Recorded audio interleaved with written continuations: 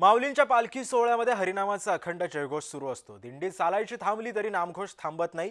शेगावहून आलेल्या एका अशाच दिंडीमध्ये वारकरी भजनामध्ये दंग होते। पाहूयात। जय हरी विठ्ठल। मी आता एका दिंडीसोबत आहे आणि एकूण इथलं सगळं वातावरण बघितल्यानंतर तुम्हाला कळेल की इथे भजन सुरू होणार आहे।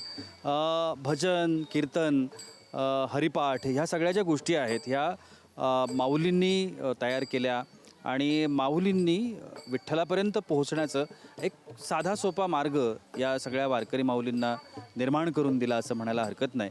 आणि खूप सारे अभंग खूप सारे गीतं ही या वारीच्या संपूर्ण काळामध्ये गायली जातात।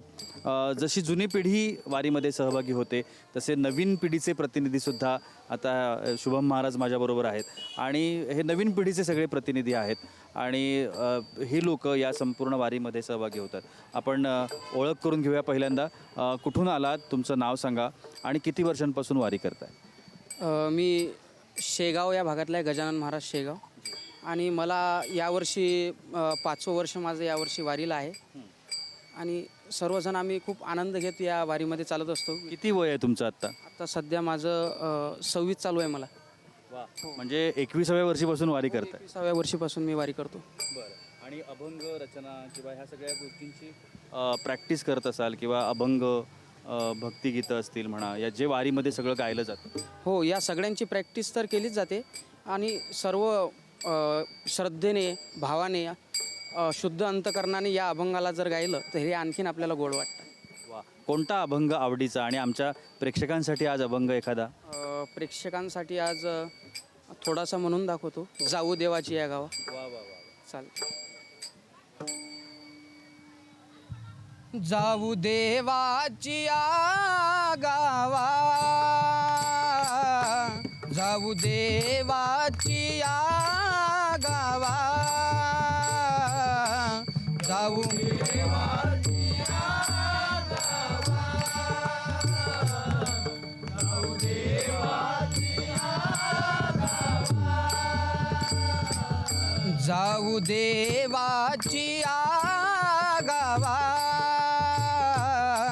जाऊ देवाची या गावा, जाऊ देवाची या गावा, जाऊ देवाची या गावा, देव देईल विसावा, देव देईल विसावा, देवा सांगू सुख दुःख, देवा सांगू सुख दुःख, देव देईल विसावा, देव देईल विसावा,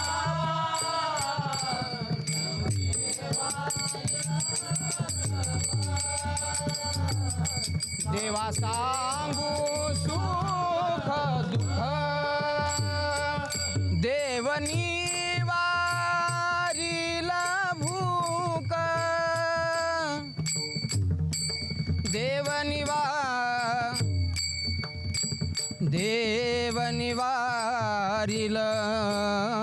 भूक, देवनी वारीला भूक, देवनी वारीला भूक, देवनी वारीला भूक, देवनी वारीला भूक, देवा सांगू सुख दुःख, देवा सांगू सुख दुःख,